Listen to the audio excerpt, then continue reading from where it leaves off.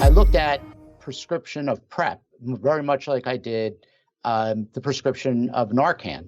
Really, if you're taking Truvada or Descovy, you can really only use it for one thing. And at the time, I had a housemate who was a gay man, and he asked me about this idea of PrEP. This is somewhere around 2015. I'd never heard of it. Wow. I said, he goes, well, I looked it up and I said, well, it's Truvada. I said, it's been around for a while, but usually that's just used to treat HIV.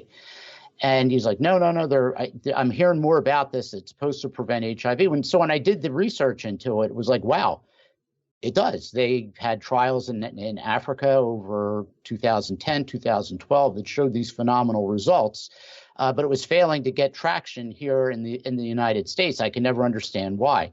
But I looked at this coming up in that era in the late 80s and early 90s. If you tested HIV positive, it was a terminal diagnosis. I mean, you were going to die of AIDS eventually. And there was so much focus on let's find a vaccine, and we never really quite got there. And I the question I said to myself, I said, how could they have something that prevents transmission of HIV by upwards of 98, 99%? And this would have been hailed as a miracle in 1992, and it's gone completely under. So we've tried to work with different infectious disease specialists to try to form that collaborative agreement where we would be able to prescribe Truvada, now Descovy for PrEP on site in the pharmacy, and we came up with a pretty pretty creative model where you were able to do the entire visit and initiate PrEP therapy right here. We partnered with a lab to take the blood test. We had the rapid HIV test to make sure they weren't HIV positive. And we came up with a whole infrastructure to launch this program. And of course, it launched the same month as COVID broke in 2020. And that was a whole other issue. So everything focused to that and away from this issue. Do you think that'll be something that the state picks up and kind of does the same type of, you don't have to have a specific collaborative practice agreement to do that they expand that to other pharmacies in the state? Or yes, that's what we're pushing for. The state loves our model. They've actually issued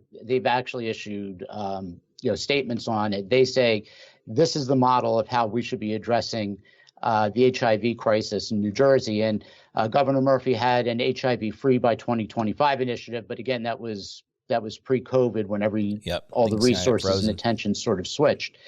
But yeah, there is New Jersey has a program where they fund community organizations called PrEP clinics, and these are typically run by community-based groups, nonprofits that go out into the community, and they go out and they try to recruit people who are at risk to try to initiate PrEP therapy. And I actually got to attend that. I'm a certified PrEP counselor.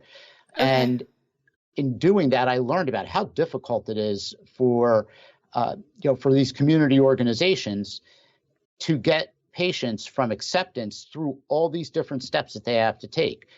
Going to a lab, waiting for results, going to a doctor, waiting for an appointment, going to the pharmacy, and we pulled it all in-house where the entire process would take one visit, and in less than an hour. We actually got down to the point where we had teleprep available.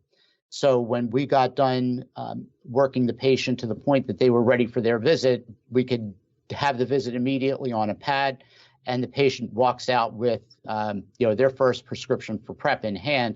And that was always the goal, because there's so many points where you can lose that patient.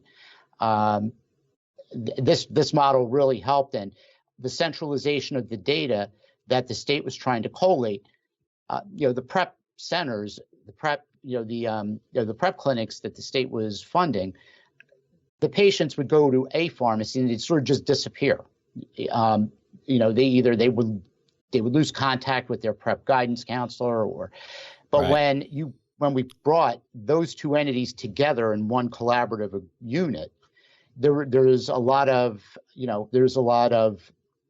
interaction between the medical side of it and the community organizational side of it.